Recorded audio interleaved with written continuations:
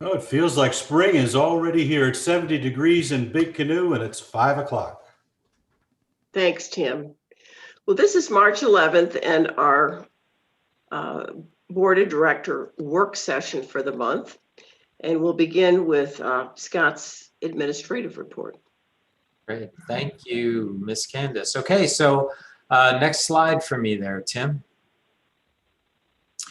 We are announcing some new COVID mitigation procedures beginning on Monday, this coming Monday. So as Tim said, spring is here and we can begin to move back a little bit from some of the restrictions that we had in place. So a couple of reminders is we do live in the state of Georgia, and Governor Kemp has reissued his executive order, and we still need to conform to that executive order. And so there's obviously certain policies about number of people in rooms and distances of tables and things like gatherings of 50 people. When that happens, we need to make sure we can ensure social distancing. So we can't just pretend that all that's gone. Unfortunately, we're not quite there yet. However, we are walking back a few things. So next slide, Tim. Beginning on Monday, for golf operations, masks are still required when entering the pro shop, so we're not changing that. However, we are going back to 2 golfers per cart. That will be the normal operating procedure, at which time masks are still very strongly recommended within the golf carts. Honestly, that is, we're not going to be running around with little cameras looking at you, but following CDC guidelines and following the things that Governor Kemp says every time he talks to the public, masks are still very, very strongly required. But it will be 2 golfers per cart. Single rider carts will be available on an exception basis. So if you ask ahead of time when you make your tee time reservation prior to the day of play, let BJ, let the staff know, and they'll accommodate your exception. But for normal play, if you don't make a special request, it will be back to 2 riders per cart starting on Monday. Food and beverage operations, masks are still required when entering the clubhouse, but pretty much the same as we are now until you're seated. When you get up from the table, you can take off your mask until you're served. Once you're served, you can take off your mask.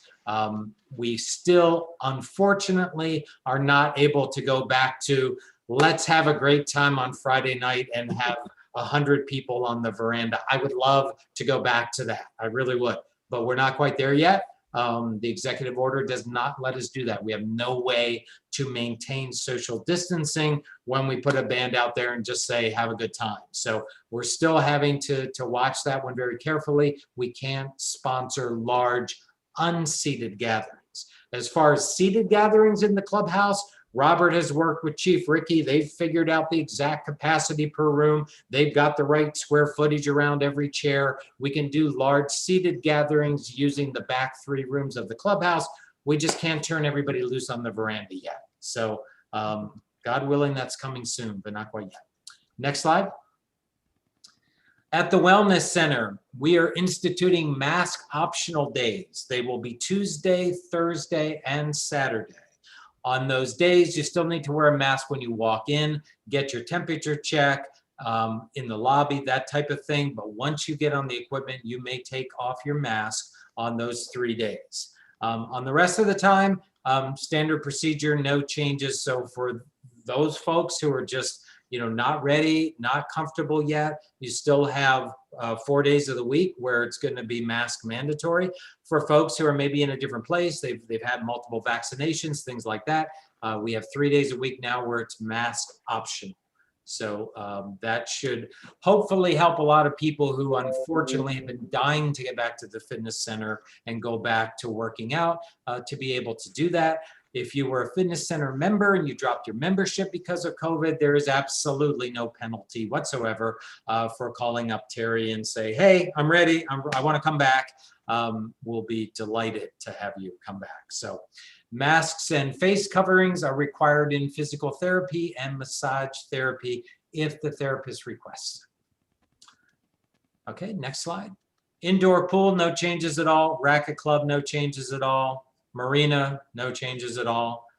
So we're starting to walk our way little by little back to normalcy. So it's a good thing for all of us, but we still have to abide by that executive order. We're still following the guidelines from the CDC. Still trying to be really careful, but starting to walk it back just a little bit. The other thing I wanted to mention in the admin report is we'll be talking tonight about the property owner satisfaction survey that had awesome response and really some great numbers that you'll see. It has been 3 years since Big Canoe has done a census. We did a census back in 2015. We did one when I first got here in 2018. It's time to do one now in 2021. So within the next 2 weeks, you'll be getting a true census that's not about satisfaction and amenities and things like that, but about who you are, where you live, how many children are in your household, all of those kind of questions. Full-time, part-time, is your house for sale, all of those things. And the good thing about that is we'll be able to go back and look at the differences between 2015, 2018, and 2021. That's going to be really, really important data for the team that Regis and Rich McLeod are putting together for helping us recraft our vision and our mission statement and work into a strategic plan that the whole community can understand and buy into. That kind of data is going to be priceless for that. So watch for it. It won't take long to fill out. It's really, really, really important for the future of Big Canoe. So that's coming soon. And with that, I think that ends the admin report here for the night. Okay, Scott. Well, I'd like to start the business section with approval for the February 11th work session minutes. And if I could get a motion for approval of our minutes, which have been circulated among the board members over the last couple of weeks. And So moved. okay, and I'll second. second. Okay, and all in favor? Aye. Okay, aye, and no opposed? Any opposed, I guess I should say. Okay, no. Okay, well, good. Yeah, excuse me, And those will be Ken. posted tomorrow. So for Regis, did you? Yeah, before we get on to the next topic, I would like to ask Scott a question on his admin report specifically related to COVID and the golf cart policy. Scott, I understand that changing to the 2-rider carts may free up some additional tee times, which is, I think, would be welcome news for a lot of property owners. Do you know anything about that, or do you know any specifics? It definitely will. We had been blocking out the 50s on the tee sheet because we were using up a lot of carts, and carts need to obviously be recharged and detailed before they're ready to go back out. So this does free up more tee times. It also helps us as we try to get back to getting off of the cart pass 100%. There's a lot more wear and tear on the course with 4 carts per foursome. So the conditions of the course should improve a little bit, and tee times should be a little bit easier to get. And socially, it's a good thing. A lot of folks have asked for the ability to go back and share carts. So, but there is still, for those who are not comfortable, it's okay. Go ahead and let the staff know when you make your tee time. We will accommodate you. So we're not taking away that privilege either. Okay, thank you, Scott. Okay, well, we'll move into the next section, which is the satisfaction survey. Okay, great. Next slide. I will open up the beginning of the survey with a couple of comments. Let's see, I've got to. Okay. As a way of introduction, Bobby Jones Links recently completed the latest survey to measure property owner satisfaction. And this is a follow-up to the last survey that was done in July 2020. Last year's 2020 or July 2020 survey was the first since 2017. And the survey reflected in July of 2020 a participation rate of 55%, which was well above the 30% that is considered the norm or adequate by industry standards. There were almost 2,100 property owners that participated in the end of the year 2020 survey, which was a slight increase from July 2020 of 2002, and was with the 2017 survey being significantly less at 830 participants. The surveys are helpful in measuring property owner sentiment shifts, and measurements are based upon a scale of 0 to 10 satisfaction range. And these measurements over time and currently allow us to evaluate changes and make adjustments in services provided. The majority of categories surveyed in the past 6 months showed a marked improvement from July. And now I'll turn it over to Scott to review the key performance results by category. Great. Thank you, Candace. Next slide would be great. We have a few demographic questions. Again, the census that's coming will provide a lot more interesting data that will feed into the strategic plan, but there are some interesting demographics here. So first thing is we are now at 72.5% of the folks who are responding are full-time residents. And again, based on the numbers that Candace talked about, the company who does this survey, which is actually not Bobby Jones, it goes through Bobby Jones, but there is an outside company that creates this whole survey, analyzes the data for us. It's all, totally third party in case anybody had concerns about that. But clearly they say that given the number of respondents we have, you can look at the results in the survey and extract it very easily across the whole population of Big Canoe. So 72.5% full-time residents, 43.6 are female, 56.4 are male. This was kind of interesting. School-aged children in the household, 159 respondents said we have school-aged children living in our household. Now that doesn't necessarily mean new parents or anything. That means I have school-aged children in my household, which could be grandparents. It could be, the kids are living with us part of the year, that type of thing, as well as obviously, younger parents that have moved here as well. But the 7.6 is a pretty interesting number. And 4.7 do not live part or full-time in Big Canoe. So, those folks obviously bought a Big Canoe property as an investment or a rental type situation. We did, Tim Moran and I went back last night. We looked back at some really old surveys, and that full-time resident number has been going up. If you go back to the early, 2010s, 2012s, 2013s, that kind of thing, that number was high 50s, low 60s. So even though sometimes we feel like we're surrounded by less and less, full-time residents and more guests, the actual number of full-time residents, according to the survey, has actually been increasing over time. So we'll get more of that with the census, obviously. Length of time as a property owner is fascinating. 23.7% have only been here 1 to 2 years, 21.7% 3 to 5. You add those two numbers together, that says about 45% of our population was not here 6 years ago. That's pretty interesting. And if you look at our home sales and kind of run the numbers that way, the numbers match almost exactly. Jane and I did that this morning. So it is true. We've been turning our base quite a bit in the last 5 years. 12% at 21 years.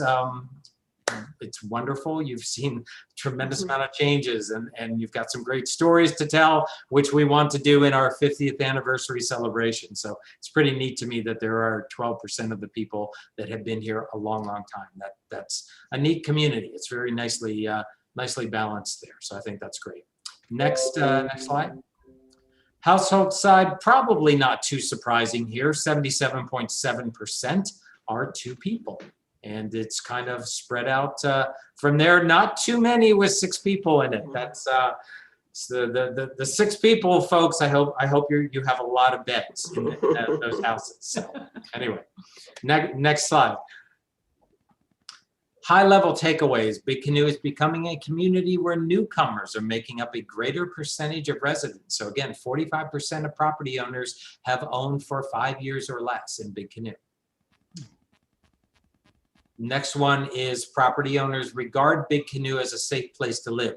There were a lot of questions on that survey. We're going to show you all the things that went up or down. The ones that stayed pretty much the same, we're not going to go into a lot of detail on, but in general, satisfaction around fire protection, gate service, and security all saw a slight increase. So people look at Big Canoe, and slight increase on good numbers. So people look at Big Canoe as a very safe place to live.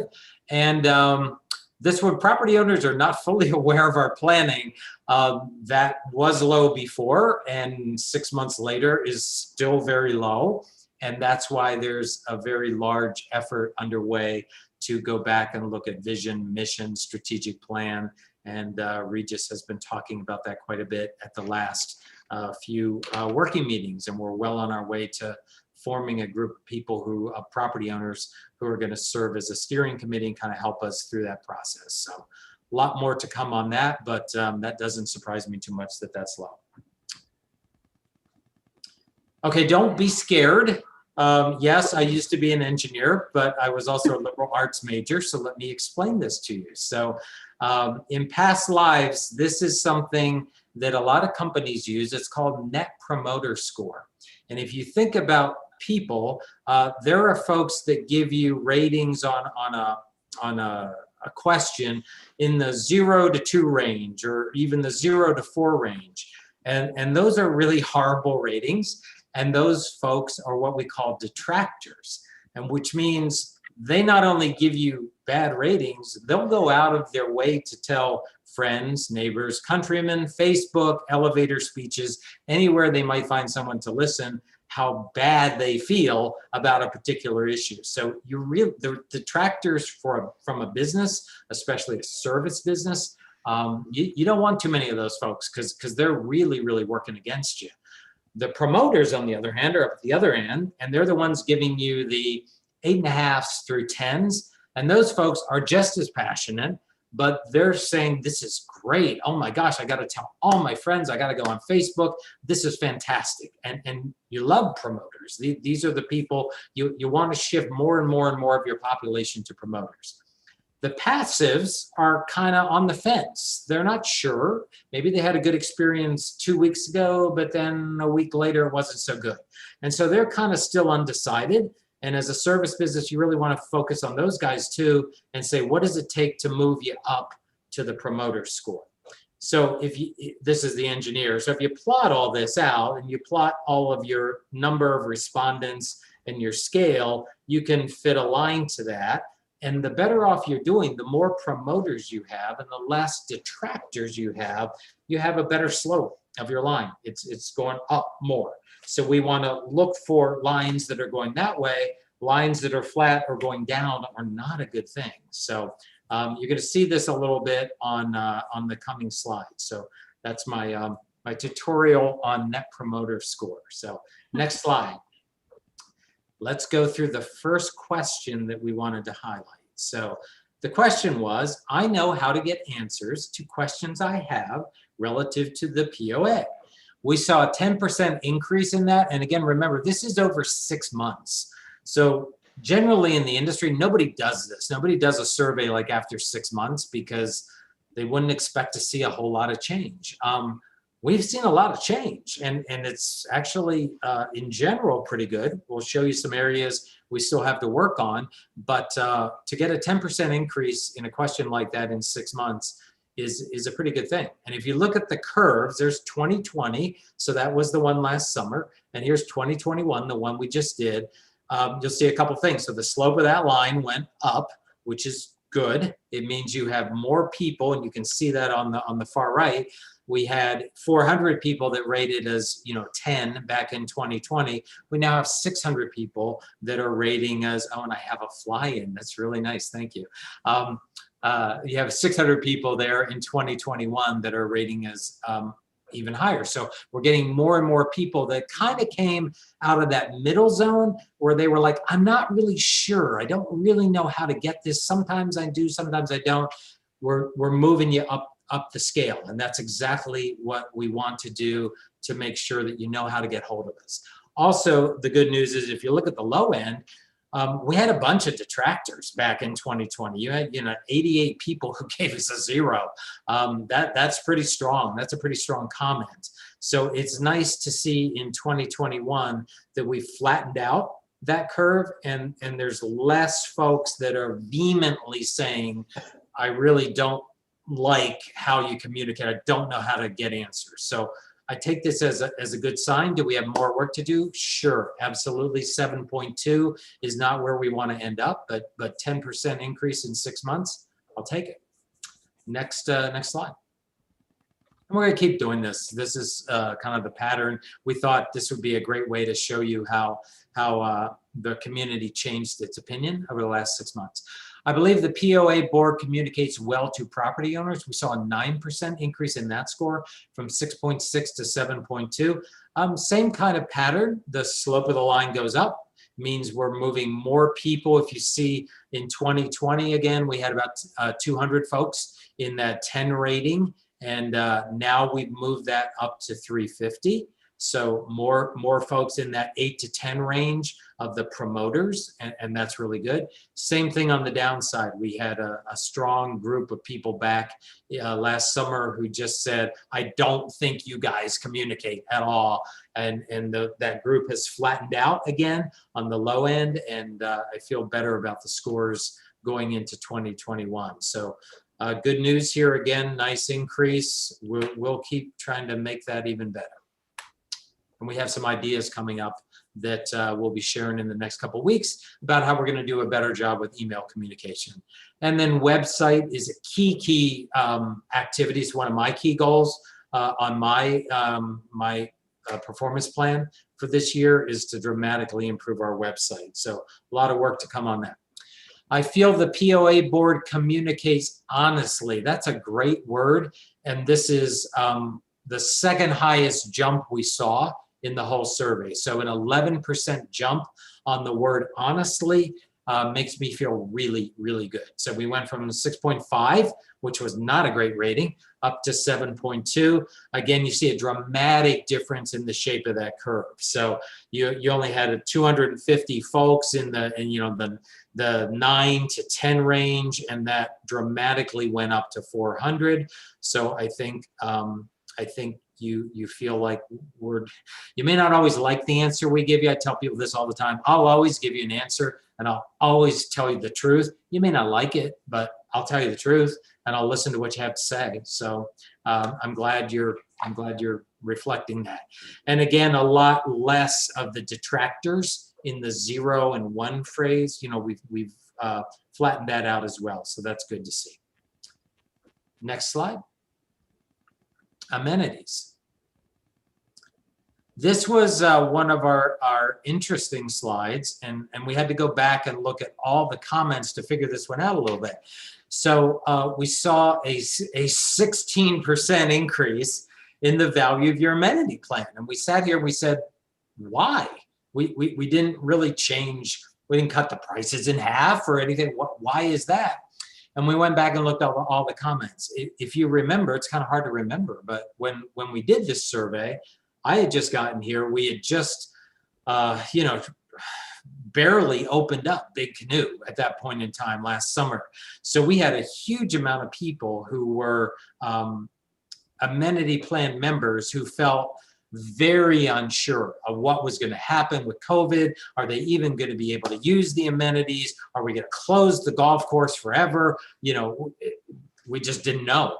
And so if you look back at 2020, there was an immense amount of people who said, I'm paying for an amenity plan, and I don't even know if I'm going to be able to use it. So a very high number of detractors had a very, very high number of people in the middle. Same thing. I don't know what's going to happen. COVID is going to shut everything down. Am I ever going to be able to exercise again? Is tennis going to be shut down? Are we allowed to even exhale? I don't know. So a lot of uncertainty. So the good news is, even though we put a lot of, we tried to follow as closely as we could the direction from Northside, the direction from CDC. Sometimes the directions were conflicting. It's been a bear to navigate through this thing over the last year. What you're telling us in 2021 is, although it wasn't everything you wanted it to be, we improved dramatically in feeling like, okay, I understand what you had to do, and I still feel like my amenity plans are a good value. So it was nice to see that return. So I was happy with that. Took a little work to figure that out, actually. How do you rate the Wellness Center? No surprise here, it went down. There is no doubt it was going to go down. And this is the one we felt the worst about from the beginning with COVID. This is not because Steve and his staff, suddenly stopped doing a great job. They had always scored very, very positively before. It was just the COVID restrictions. So we obviously see a big uptake on the zeros score, where people are just not at all happy with needing to wear masks and not being able to exercise the way they wanted. And you see a tail off on the upper end that wasn't there before, where people, again, are just saying restrictions, it's too complicated, I don't feel comfortable, etc. So hopefully, with what we told you a little while ago about the amenity changes beginning on Monday, we'll be able to move the fitness center back in the direction that it used to be. So good news there, I believe. Next slide. Okay, you could not want a more perfect curve than this one. This is what we all aspire to do. So thank you, Liz, and your team. How do you rate the trail system? By the way, the marina looks awfully close to this too. So not really a big surprise there, but by far the most popular amenity in Big Canoe. It still saw an increase. So I think if you look at, again, COVID got people out, got people onto the trails. Had to be outdoors, wanted to get away from all the craziness of Zoom calls and things like that. So I think we got even more appreciation for what a wonderful amenity the trail system is. You really couldn't want a better curve than what's on the right. There's almost no detractors. There's no bad elevator speeches there whatsoever. And there's almost nobody in the middle that's uncertain. So again, congratulations. And again, the marina curve looks an awful lot like that too. Next slide. Dining, interesting. So we saw a 6% uptake in property owner satisfaction in 6 months. So not bad. Are we happy with this one? No, we're at 6.9. Do we want to be better than 6.9? We absolutely want to be better than 6.9. So if you look at this, it's kind of an interesting graph. We took a bunch of people out of the I'm not sure phase in the middle, and we moved them up to like the 8 phase. So they're not ready to go out and tell all of their friends to come to the clubhouse yet. They're not really promoters. They're no longer unsure. They're moving towards being promoters. We also still have a bunch of people kind of unchanged, really. If you look at the 0s through 4s, the numbers aren't that different between 20 and 21. So you still have a bunch of people that all the problems that they thought about the clubhouse before, they still believe. Now, when you look into some of the verbatim comments, it was really clear. There's a bunch of folks that are still making comments about the clubhouse that I think go back to experiences that they had 8, 10, 12 months ago. So as I'm always saying, give it a try. If you haven't tried it for a while, give it a shot, because you'll see some definite improvements, I think, right away in the quality and consistency of food and the plating of the food. Some of the servers are dynamite. Some we're still working with. It's better. So give it a try. Are we happy? No. Do we have more work to do? Yes. Is this progress? Yes. We'll take it and we'll keep working on it. Next slide.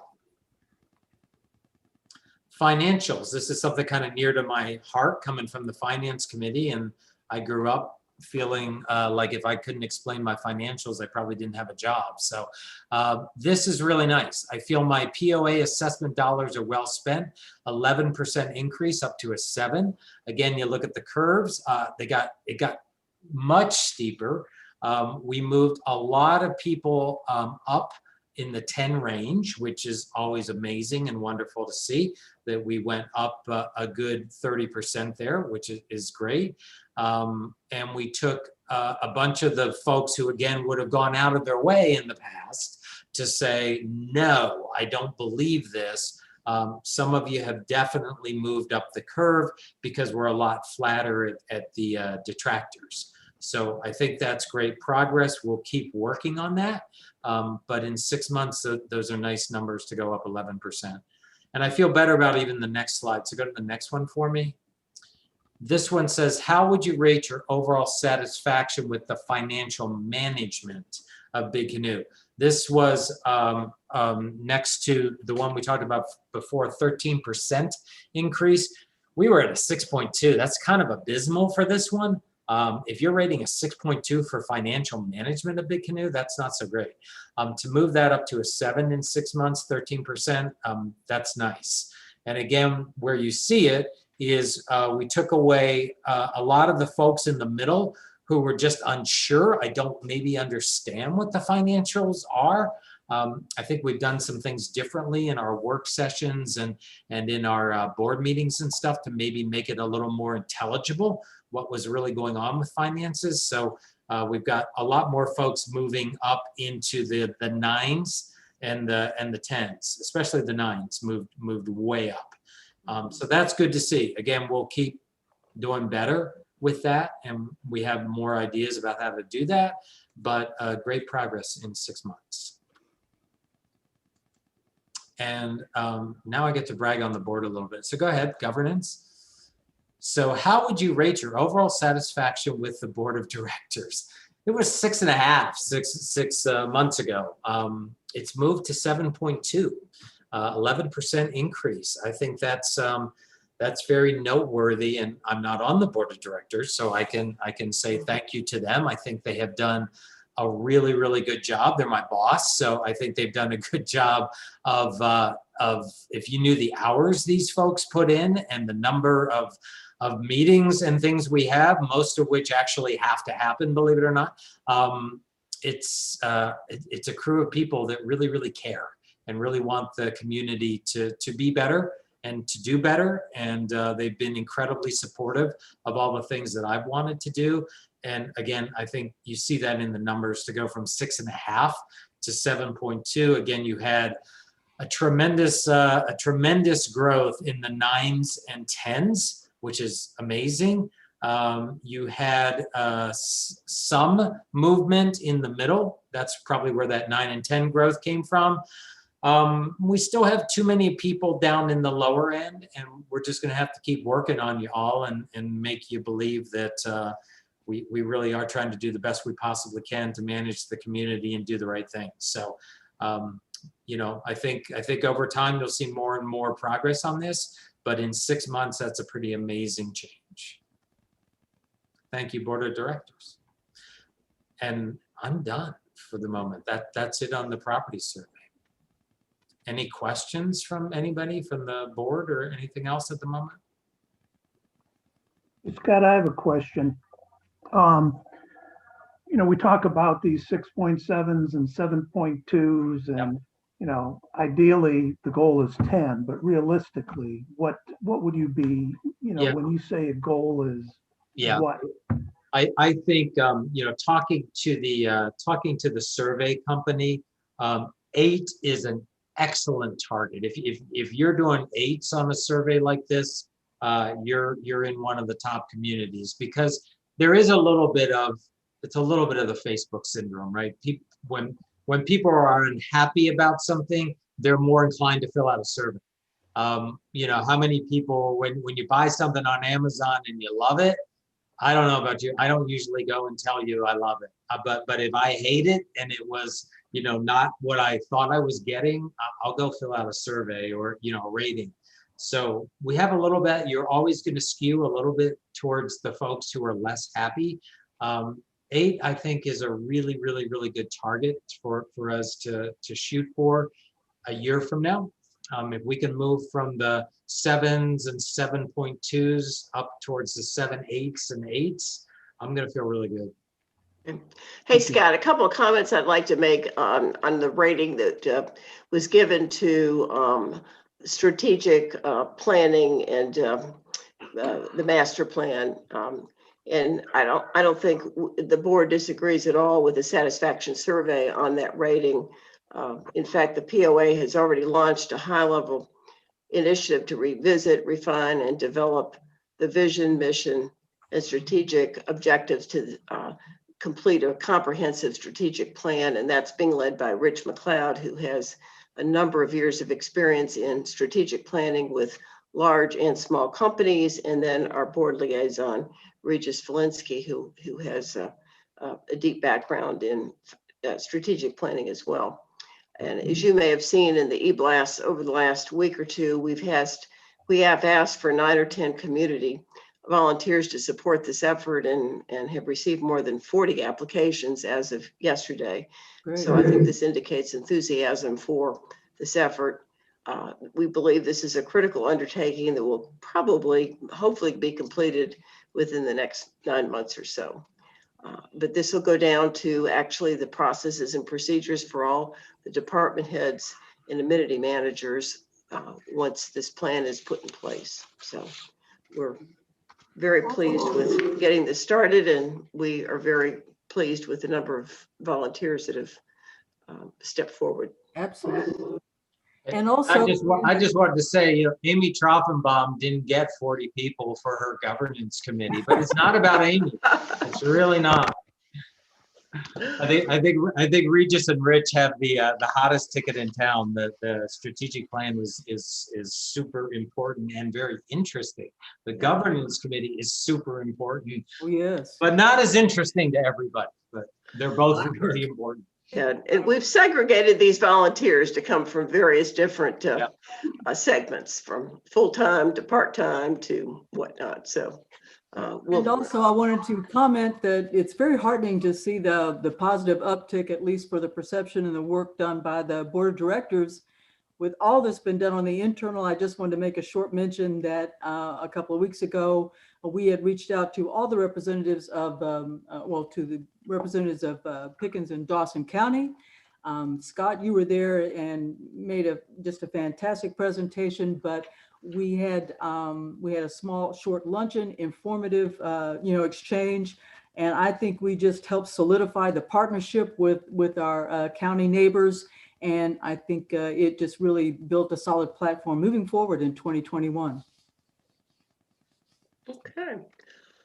Well, our next segment is Trends in Ask the POA, which we have a couple of topics that we want to cover that we've received over the last week or so, and then we'll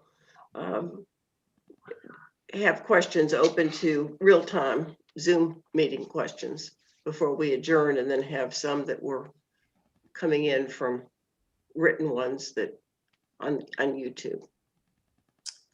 So one of the questions we received, we've received it about probably 15 different ways, but the theme is, why is the clubhouse schedule so limited? I like the freedom I had before better. You know, is this something that Bobby Jones did on their own, et cetera, et cetera. So we asked Robert Sabat, for those of you who haven't met Robert yet. Robert's our director of amenities, worked as our interim food and beverage manager over the last 6 months, and a property owner named Brett Kreischer has taken on that role. And so say hi to Brett. He does a good job of circulating through the tables whenever I'm there, and when I'm not there too.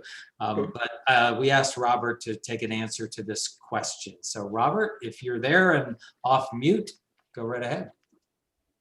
I am off mute. I made sure I did that before that when this question came up. But yeah, so to answer that question, during the 2021 budget process, me was tasked to get the net loss, for food and beverage for 2021 into the mid 300 range. Again, going back to 2019, the clubhouse lost $770,000. That's a huge loss for food and beverage. So I was tasked for that. You know, in doing that, I looked at all revenue centers for the club or for food and beverage, all the outlets, Duffers, the clubhouse, the swim club, and anything peripheral that you guys done in the past. Again, I wasn't there in 2019, but just getting all the information I had. To get to that mark, we had to do a lot of different changes and adjustments to operations. So we adjusted, staffing levels at Duffers, planned how the beach club was going to be operated, how we were going to, the clubhouse is going to operate. And in looking at that, and I'm going to focus mainly on the clubhouse, because again, I think obviously this question really relates to that. What does it look like, the hours of operation or the revenue stream in the clubhouse look like Monday through Sunday or Tuesday through Sunday? So in looking at that, the lowest revenue, I hate to say revenue, the lowest revenue generating days were Sunday and Tuesday. And looking at that, going through the budgeting process or looking at, spreadsheets and so forth and so on, to get to that $330,000 number, adjusting the hours for Sunday and Tuesday were the only way to get to that expected number or taxed number. So that's where that came from.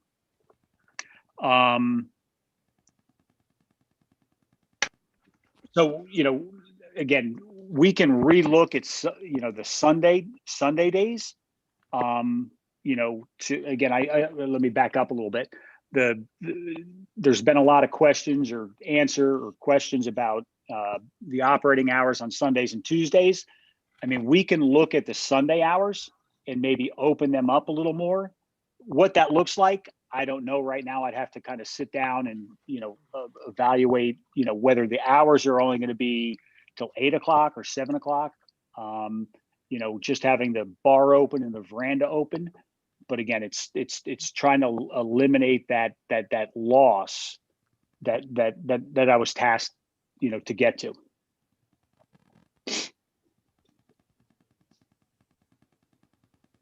I would also add that a couple things. First of all, so Robert put together 4 different versions of the budget. 5. Okay. Well, I don't count the first one. It was way off there. So we got it. But it was constantly go back, look again, go back, look again. How do you trim this? How do you do this? Because it took a lot of micro analysis to figure out how do you move from 780 to 360. And, don't just say, oh, well, we're going to be, shut more often or something because of COVID or whatever, and that's going to get us there. It doesn't. It gets very, very into how are you staffing every shift? How many line cooks do you need? What are the salaries? How are the wait staff compensated? What do you do about banquets and stuff? I mean, just an amazing amount of detail. And so Robert and I went back, seeing this question come up. We went back and we looked at the 2019 covers because we're like, we can't believe 2020 it was COVID. What was Sunday like in 2019? If you can even remember back in then, I can remember. Robert wasn't here, so I'm like, okay, this is what we used to do. And then we went back and we looked at what things looked like on Tuesday nights in 2019. We have all that data; it's all in our systems.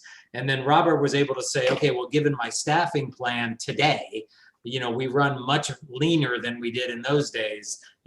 What's the minimal number of covers I need to hit to be able to not lose a ton of money? Tuesday night's kind of hopeless, guys. It really is. I mean, especially especially until you get in the summertime, there's just not enough volume.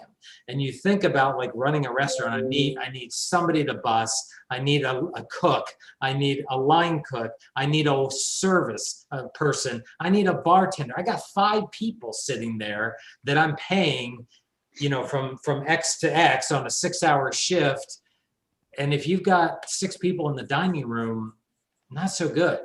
Sunday, on the other hand, has possibilities. So, I think we're looking at it real hard, especially as we move out of the winter. Winter is just tough here, right? I mean, winter, so many people travel and go away, and nobody comes down off the mountain because it's foggy and icy and whatever. But as we now get into April, May, June, I think we're going to be able to do some things with Sunday to at least try it for a little bit and get the word out, and we'll see what it looks like. We'd love to bring it back. So, we're not here to close the clubhouse. We're here to go the other way. And I'll reiterate the same thing. For those of you who want the Friday night party, I want the Friday night party. I really do. I love the Friday night party. The problem is the governor of Georgia won't let me do it yet. So, we can't even say, oh, well, those of you who are comfortable or whatever, we just can't do it because I have to maintain social distancing, which I can't do at a party. So, we can do the seated events where we can spread people out, but we can't do the unseated events yet. Will it change? I'm sure it'll change. As soon as it changes, we'll change with it. So hang in there just a little bit longer. But thank you, Robert. I mean, I think we'll come up with some ideas, and we'll try to focus on Sunday first. Yeah, I mean, again, I think the best, like you said, Scott, is Sunday's probably the one area we can open up more.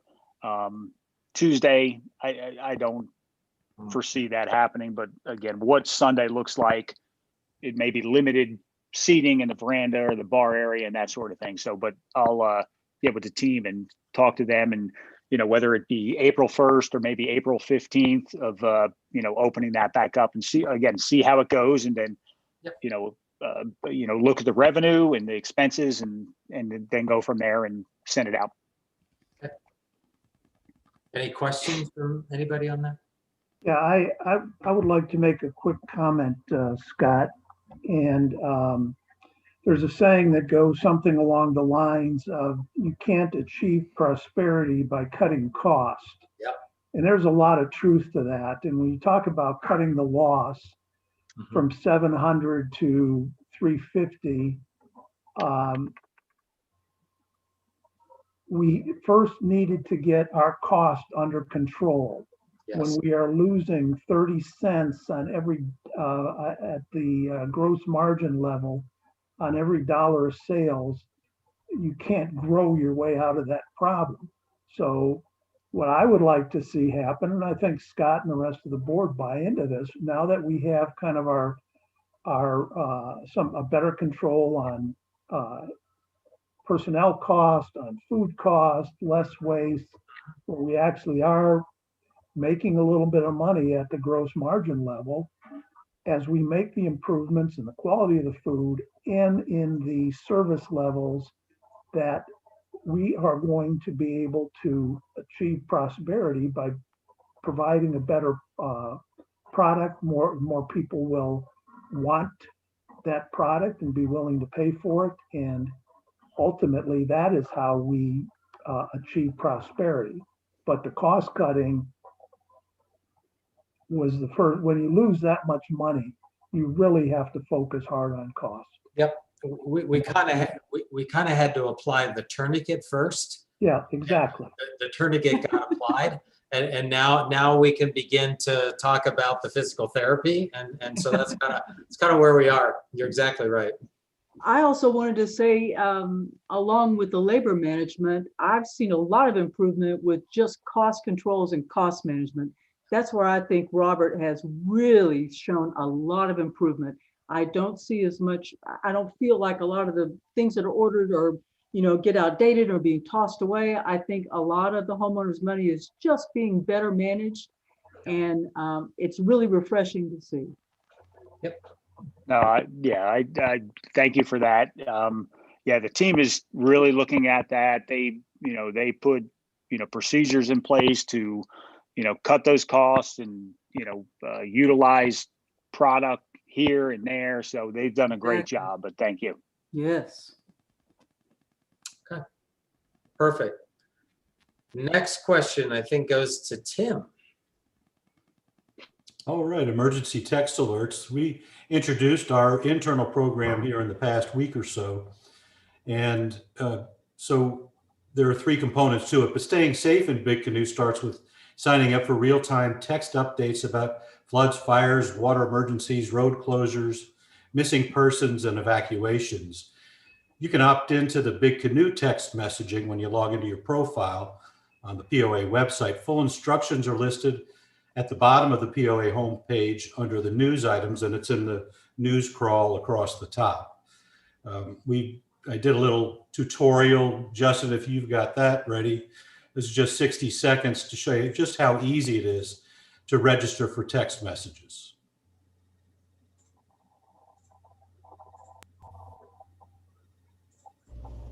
Registering for Big Canoe text messages is quick and easy. First, log in to bigcanoepoa.org. Click the profile button. Scroll down to text messaging address. Click Edit. Select your cell phone provider. Enter your 10-digit cell phone number.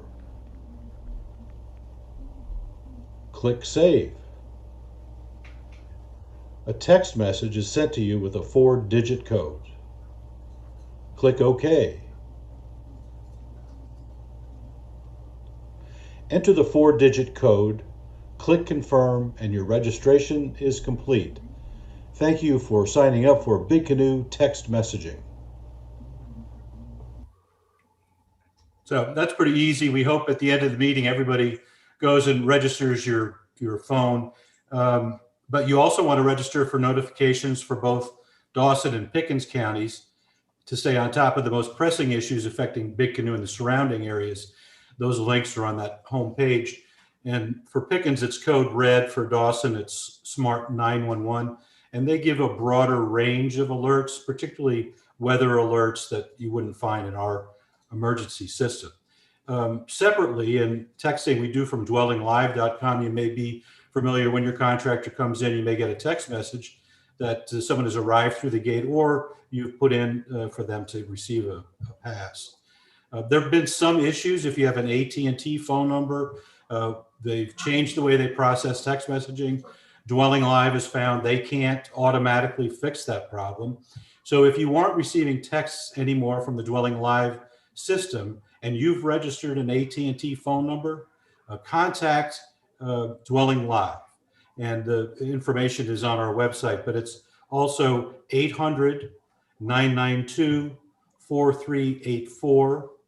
And if you can remember this one, it's kb.frontsteps.com if you want to do that online. But again, you can find that information online on the website, and we'll send out a follow-up email tomorrow. That's it from emergency text messaging. Great. Any questions? Tim, can you send out a text alert to just let people who have done it know for sure that they did it right? Sure. We'll do. In fact, I'll do it after the meeting. Okay, great idea. Good idea.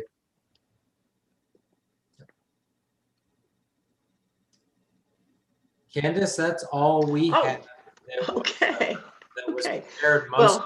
Most everything since the town hall we did on the master plan for the dam Yes. has been Yes. a bit random. This road needs fixed, or this light bulb's out, or whatever. But those were the two big items that we had. Okay. Well, in our agenda, we're going to ask for any real-time questions that have come in during our Zoom call. Tim? We do. Can I make a Bob's got a comment? question. Wait a Yeah, minute. just a quick comment, Scott. It is important to note, I think, that one of the top trending items is not the dam. The dam was a top trending item. Lots of comments about safety and how are you going to pay for this and all of that. After the town hall meeting, a week after the town hall meeting, I saw there were more than 700 people that had viewed that. That's a lot. I think a lot of questions got answered. thanks to Scott, thanks to Geosyntec, thanks to Bob White, the chair of the Finance Committee. And I think the property owners now are very well informed on what is going on with the dam. And my compliments to everybody associated with that. Yeah. Okay. Thanks, Bob. I had a question regarding updates. Scott, have you heard from the contractors regarding when the paving schedules might start? Because I've seen a whole bunch of spray paint when I drove back into the community. And I thought, okay, is this water associated or is it, the paving initiative? So the simple answer would be as soon as it's warm enough, which is getting here soon. Jason, I think if you're on the call, you might have a more accurate answer than I do on that one. I do. We've the markings are the patching that's part of the paving program. That's what I guess earlier this week, late last week, the guys have been going around marking to identify those areas. The paving bids are due back, I believe, the end of next week, the 18th, 19th, something like that. And then we'll have the bid opening. So we expect probably mid-April would be the time frame for paving to begin, weather permitting, maybe into early May. Okay. And I think just- Bob Littell and Regis have some questions. Yeah, go ahead. Scott, or Jason, would you give a little update on what's happened now with the trash facility? Go ahead, Jason. Well, actually, I spoke with Justin this morning. We're still installing the infrastructure for the for the transponder gate or the internet for the cameras, and as well as the transponder. And right now, I know that Geosyntec, Conquest Solutions is expected to be on property Monday, the 15th, to start the install. So we're hoping by no later than the 1st of April to have the cameras, the gates, the transponders, everything operational for the trash facility. And then the open top storage yard debris bins around that same time will be going to the borrow pit. Great. Thank you. Yes, sir. Yeah, Jason, my question is as far as the road paving schedule is concerned, do you actually have a listing of the roads that are going to be paved or the sections of the roads that are going to be paved That's going to that property owners can access to determine if they're on the list for this year? We do have a list of roads. Quite frankly, Regis, I'm not sure if it's been published yet at this point, but we do have a list of roads that we could certainly advertise. Yes. That's going to be last year's revised because of the issues with all of the water lines and things, correct? Correct. It'll be 2020 and 2021 Right. enhancements, if you will. We could certainly look at getting that in some format that we can get up on the website so that everybody can see it and understand it. But it is incredibly detailed. It will talk about, from exactly this marker to this marker. So yes, there's a very detailed plan. And that's what the bid package was based on as well. So just like we say about any other project we do lately, we got to make sure we have the specs. We have the detailed specs on the road. So yeah, we can find a way to make that intelligible and get it up on the website. That's good news. Okay. I believe Tim has a template that he used maybe 2 years ago or so that we could follow. Makes sense.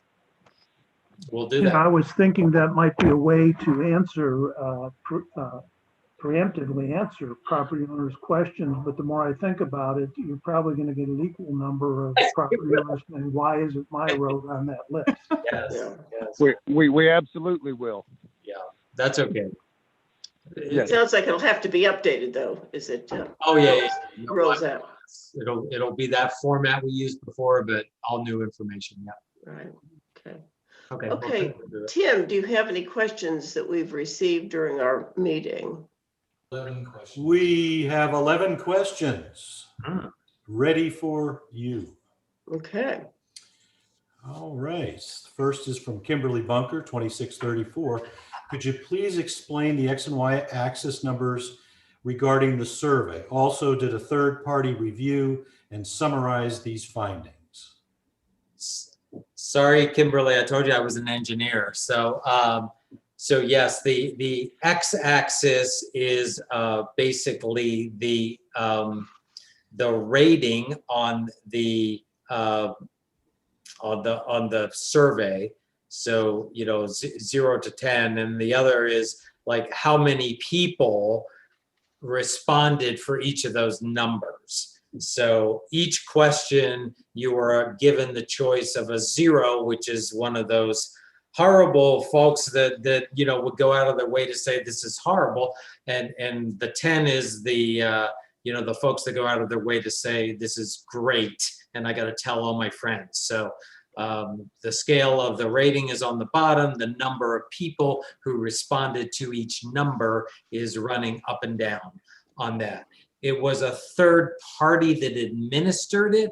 So, we don't want to have Bobby Jones. Somebody could invent in today's world a conspiracy theory that Bobby Jones is massaging all the numbers or something because, there's some incentive or something that's tied to it. No, they basically contract with an outside company called Club 59. Club 59 actually creates the survey, administers the survey, sends out the emails, gathers the data, builds the charts, all of that kind of stuff, so that it's just a pass through with Bobby Jones. It's not them actually doing it. Okay, next question. With the satisfaction survey, what is the total number of respondents? Also, what month-to-month time frame was there for each year? I'll need somebody who remembers that 2000 something number, because I don't want to misquote it. It was one of the first slides. Yeah, it was 2099, but not every respondent answered every question. Yeah. So each graph would represent a different number of respondents. There we go. And the month and the time frame was, we did the very first survey in July of last year to get a baseline, because as somebody mentioned at the beginning, we hadn't done a survey in 3 years. Yeah, 3 years. So the goal was that 6 months later, we would see how much progress we had made, which is why we did it again in January. And then the plan is every year thereafter in January, we will do it again. Okay. When will the POA start meeting in person and open to those whom you rule?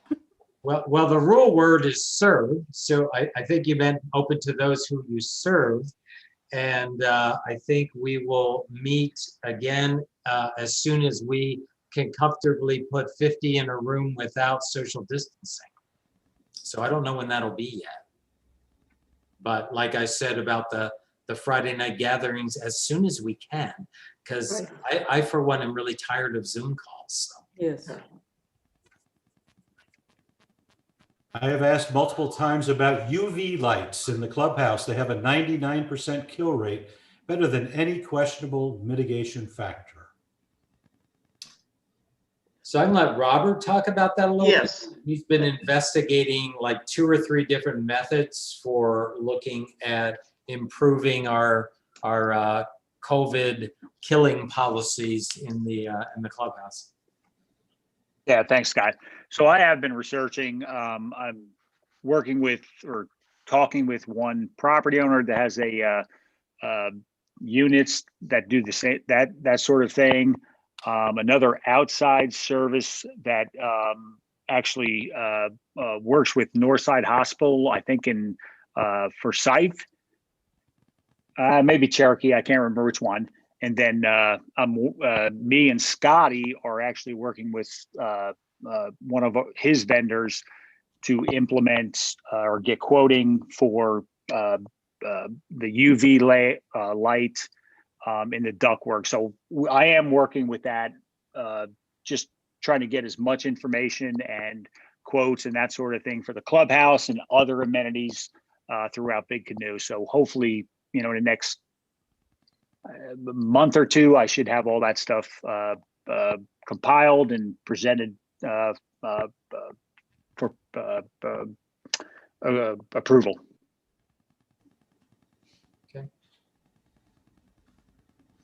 Most survey companies will let you know what percentile ranking your results reflect. Did they give us our percentile ranking?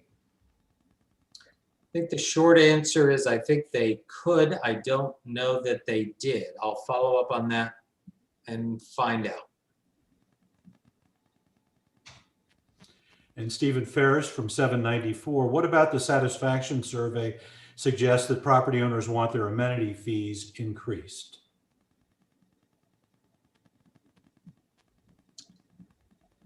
I would say that question would never be asked exactly that way. What we tried to do with the new amenity plan is to streamline the number of choices. I forget the exact number of combinations we have.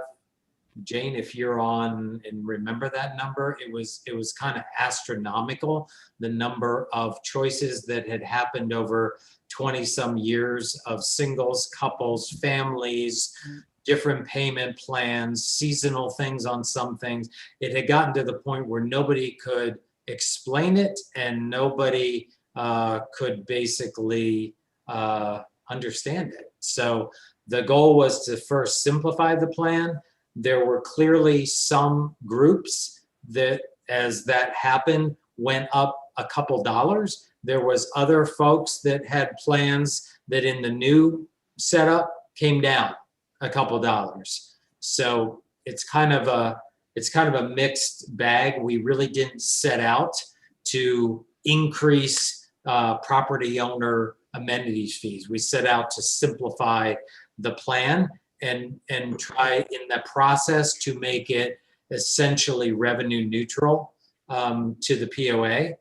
And then we looked at the hope then is by making it simpler that for the first time in a while, we have a person, Terry Sawyer, who's actively meeting with every new property owner. And we're going to be putting a plan together very shortly. I talked to her about it today of educating people who use the amenities a lot, but never joined for whatever reason, maybe because it was too complicated to even understand it, to be able to say, hey, that makes sense now for my family to join that.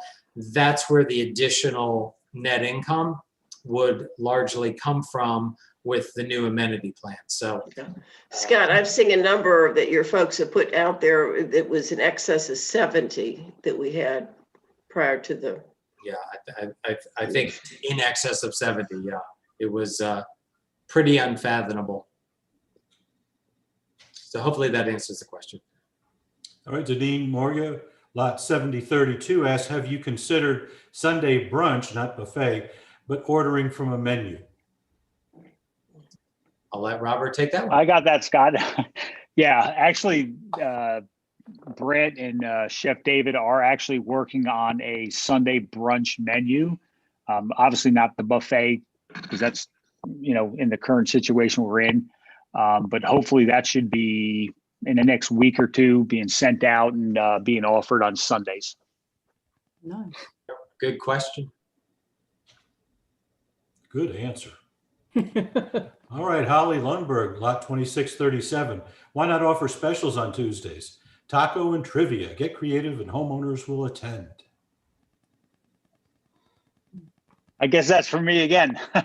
Great. Again, I would love to get back to the trivia again. I was not there when the trivia was going on, but I think a lot of that is with the current COVID restrictions we have. We've really, I always go back to profitability, the trivia, limited it to 50 people and that sort of thing. But we'll work towards all that stuff as restrictions, start to diminish. We just to let people know, we sat down we are planning for the future. So I had a meeting with Bob Mackey, the other day for the Black Bear Society. We're talking about, drum roll, please. We're talking about how we can use the food truck a bit interestingly this summer. Robert has some really great ideas on how to redo the snack bar at the swim club. So we're planning a lot of things to kind of bring the community back to life as these restrictions continue to get eased a little bit. So, I live here too. I like having fun. So we are very much in alignment with you, Holly. And as soon as we can, we will. Stacy Johnson, lot 5589, asks, does the clubhouse offer takeout? Did earlier in the shutdown, has that come back? Will it come back? Keep going. No, I'm on it. So yes, the clubhouse does offer takeout. Currently, it's call in and place your order. Over the next, probably, I think, talking to Brett, the next 2 weeks, we'll do the online ordering, curbside pickup. So yes, it's going to be coming back here shortly. But yes, you can get takeout if you call ahead. So if you're in a pinch for dinner on a Saturday or a Friday night or something, just call ahead and say, I'd like to get takeout. Yes, that is correct. Gary Collier, lot 3449. I live in Dawson County and attempted to sign up for Code Red in Pickens County in the event. I was at a Big Canoe facility in Pickens. It would not allow it due to my address. Know anything about that, Tim? We've had many people sign up for it. I've never heard of a restriction, but I will definitely follow up in the morning. Okay. Thank you. Last question. Okay, the last question from Holly again. Many residents want to be able to gather with community, and many are vaccinated. When will the homeowner satisfaction be taken into consideration instead of relying on health partners? And again, I've said that a couple times tonight. So the governor of Georgia does make the rules for the state. So we have to abide by those rules. So unless we can ensure social distancing with a group of over 50, we can't do it. And it's not because Northside says whatever, So we're watching him like a hawk.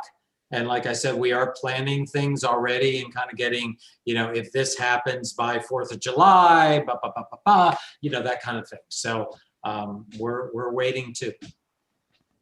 Am I correct in saying that I think I read someplace that we can't discriminate as far as have you been vaccinated or not, but you can, where you're with groups of friends who you can simply ask as a group, you can get together, I think now with groups of people that you have determined have been friends that have been vaccinated and without masks. Is that correct? Did anybody else read that same thing? The CDC clearly says that, if you have a group of friends, family, or whatever, that you're all comfortable sharing that unofficially, then they're like, sure, you can get together and not necessarily wear masks and things like that. You can get together here, with or without masks. Just it's following our rules and regulations, and the 50 is the key number right now. Yep. For us. Yeah, I got the impression it was smaller groups. I'm sorry, go ahead, Lou. I got the impression it was smaller groups that they were talking about. Yeah, it's still, the POA cannot legally, sponsor an event that's over 50 where we can't, guarantee the social distancing. Sure. So, and that's why, again, when we do things that are a banquet or something, Robert and Ricky have literally sat down with the maps of, the drawings of the clubhouse, and they've figured out square footage, 36 square feet around every chair that we're going to put, 6x6 little squares. We've done that kind of work, believe it or not, to try to make sure that, we can abide by these regulations, but still, service the community. So, Yeah, and I'm sorry, I meant to clarify that I was not talking at the clubhouse. I was talking about gatherings at someone's home. Sure, definitely. Follow the CDC guidelines, yeah. Okay. Tim, any more? Candace, that wraps it up from the audience. Thank you so much. Okay. We do have any that have come in subsequently? I mean, there's any, We're right up to the very last one. okay. Very good. Good questions, thank you. Very good questions. Well, I'd like to make a motion to adjourn our meeting tonight. I have a motion. Phil, second. Okay. Well, we are adjourned at 6:15.